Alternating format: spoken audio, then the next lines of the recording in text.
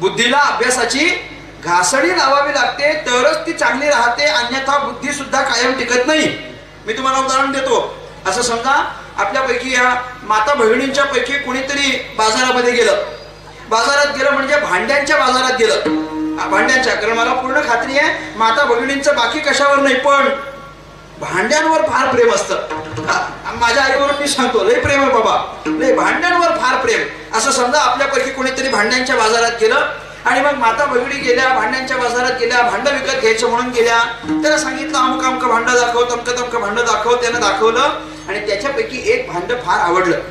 ते भांड फार आवडलं, विकत घेतलं आणि ती घरी घेऊन आली. पण ते भांड इतकं आवडलं, इतकं आवडलं, इतकं आवडलं, इतकं आवडलं, इतकं आवडलं की आवडलं म्हणून 2 वर्ष वापरलंच नाही. आवडलं म्हणून 2 वर्ष वापरलंच नाही.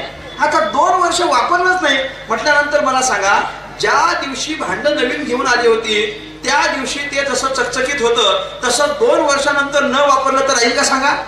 राहील नाही राहणार. मग आता 2 वर्षानंतर पुन्हा तशीच चकाकी पाहिजे असेल तर काय करावं लागेल?